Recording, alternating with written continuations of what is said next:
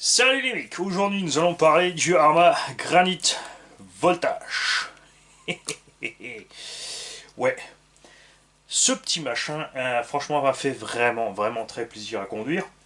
Évidemment, c'est pas super rapide, 30-35 km/h, mais c'est exactement ce qu'il faut si t'es vraiment tout débutant et pour les tout petits.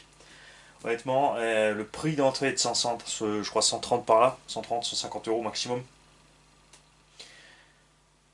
Et les performances avec les lithium-ion sont très bonnes. On a un tout petit peu plus de patate au démarrage avec le lipo, mais avec les lithium-ion, on a fait quand même 8-9 minutes par là avec une paire.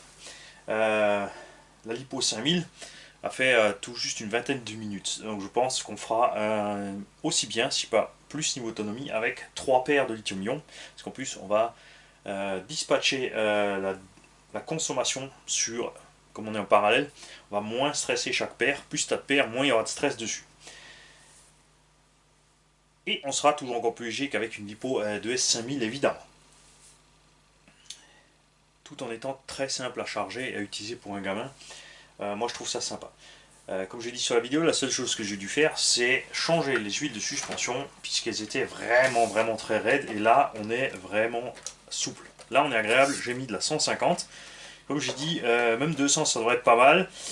Mais même avec la lipo, la 150 s'est très bien comporté. On n'était pas trop détendu en fait. Et l'engin suit vraiment bien le terrain. On gagne en grip, on gagne en... euh, j'ai oublié le nom français. Maniabilité, voilà. J'étais sur mon anglais en handling. On a pris quelques gamelles qui l'ont engraissé sans brancher. Les pneumatiques, malgré qu'il n'y ait pas de mousse ou une mousse vraiment bizarre, ont fait merveille. Ça passe sur tout type de terrain. On a roulé goudron, herbe, sable. Évidemment, c'est pas un engin que tu vas utiliser dans un grand espace. Tu utilises ça dans un espace restreint. Mais les pneus n'ont pas branché malgré que ce soit un deux roues motrices. C'est qu'on a fait quelques dérapages quand même sur le goudron. Donc ces pneus se sont bien mieux comportés que ce à quoi je m'attendais. Et aussi en durée de vie, promettent nettement mieux que ce à quoi je m'attendais. Faisait moins 2. Le plastique est resté quand même suffisamment flex pour prendre les gamelles. On n'a pas tapé méchamment. On en est par rapport à la taille de l'échelle, un rocher avec le ski d'avant. On l'a enfoncé 2-3 fois dans la terre. Pourtant, RS, la carreau n'a pas branché. Et donc pas absolument utile de mettre en plus pare-choc avant-arrière là-dessus, mais on va le faire quand même. Comme j'ai dit aussi dans la vidéo, nous allons upgrader cet engin, parce que là en charbon c'était sympa, ok. Reste que c'est du charbon, donc que dans la durée de vie, le moteur, ça se dégrade relativement vite. Ça consomme énormément pour les pauvres performances données ici. On va donc passer sur un petit brushless. Et on va utiliser, grâce à un tonton, nous avons ici, je pense que c'est ce que je vais tester là-dessus. Si j'arrive à mettre la main dessus, sous ma tonne de moteur ici, voilà. On va essayer ça avec ce petit Neon One 2500 kV. Je pense que niveau des tours minutes finales en 2S, on n'est pas loin de ce que font les brushettes d'origine. Pas quoi que c'est un 20 tours. Donc 20 tours, on doit être à un peu petit 15-17 000 tours minute par là maximum. 2400 kV fois 7,5, on va arriver à 20 000 tours. Donc on sera un peu plus péchu que l'origine. Et ça devrait lui aller pas mal en 2S, mais on va réduire à mort la consommation. Ce moteur est aussi plus léger que le moteur à charbon qui est embarqué. On va y trouver un petit vario de 3S, enfin 2S idéalement, 3S, j'avais testé ce moteur en 3S, mais ça fait sauter le vario. Il est donné aussi qu'en 2S de la part de Kyosho, donc on va se méfier. On va essayer de lui coller un petit 2S, du coup évidemment on va changer la radio, on va mettre une autre radio. À ce sujet aussi, j'ai reçu plein de radios des tontons. On a reçu les radios d'origine Coralie, que plusieurs ont débarrassé, il y a donc la mienne, et il y a encore... Où est-ce que je l'ai mis? Elles sont là. Bien, venu d'Allemagne, tonton Marco Polo nous a ramené 3 radios à gigahertz. Donc la radio d'origine de son Coralie, qu'il a remplacé par sa Spectrum. C'est celle-ci. C'était celle-ci. Une FS GT2.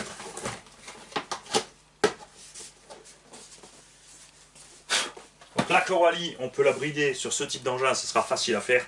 Il suffit de le mettre en l'air et tu peux te permettre de mettre plein gaz ou voilà, de ne pas être allumé la voiture, de brider à fond, d'allumer la voiture, de rester plein gaz et ensuite d'augmenter avec le trim la puissance jusqu'à la puissance maximum désirée pour faire découvrir la RC au petit haut qu'il aura, ou à l'adulte, hein, puisque c'est une machine qui va pour tout le monde. Et aussi, chez Conrad, on trouve aussi la marque FS, évidemment, FlySky, sous Modelcraft. C'est bien sûr rebadgé aussi chez Apsima.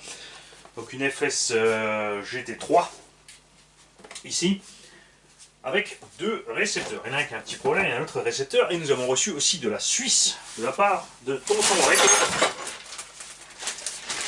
2 Apsima C3P, donc exactement les mêmes, avec une dizaine de récepteurs. Ces deux par contre il faut que je fasse un check. Lui, il avait des problèmes d'émission dans la distance. Et on va voir ce que ça donne chez nous. Hein, évidemment, parce que bon, après, sur un petit engin comme ça, si tu as 25-30 mètres, c'est pas un problème. Au contraire, c'est largement suffisant. Pour un engin plus gros, plus rapide, c'est un problème. Ce serait sympa de pouvoir utiliser ces radios pour les petits hauts parce qu'elles sont réglables. J'ai aussi 2-3 autres radios, on a des Dumbo RC et d'autres. Donc voilà, là je pense que j'ai tout doucement assez de radios. Enfin, quoi que pas encore, il faudra que je fasse le compte. Parce que comme j'ai dit, on a 10-15 véhicules à préparer pour les petits hauts. En tout cas, on va mettre ce petit brushless là-dedans, ou un autre, si celui-ci n'est pas adéquat, avec un petit baréo qui va bien.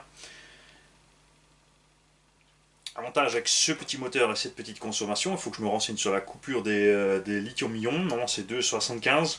Donc avec un variateur, à la limite, si on peut mettre ça en lipo et mettre une coupure à 3 volts en lipo, on sera pareil, on pourra continuer à utiliser en lithium-ion. Donc ça c'est quelque chose qu'on va explorer, qu'on va tester avec une autre radio. Celle-ci fonctionne très bien.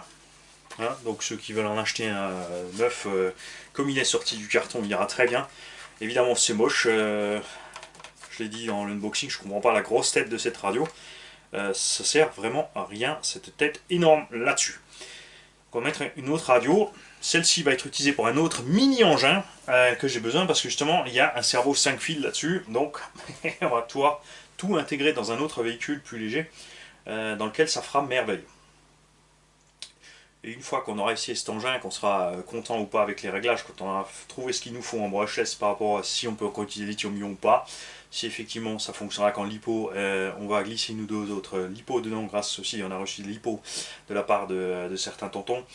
Petit chargeur automatique, sac de transport. Je veux faire ici un kit complet pour moins de 150 €, frais de port compris. Moins, ça veut dire c'est vraiment le grand maximum si j'abuse avec la puissance qu'on va mettre à bord. Mais je pense pas qu'il y aura besoin. On va diminuer tout ça. Et mais c'est pas pour tout de suite, comme dit, on fera encore quelques tests avec cette machine, niveau de l'endurance et tout. Le but avec le brushless, je le répète, c'est pas d'aller plus vite. Un petit 35-40, c'est très bien pour cet engin, c'est pour un débutant puisse se permettre de découvrir la RC.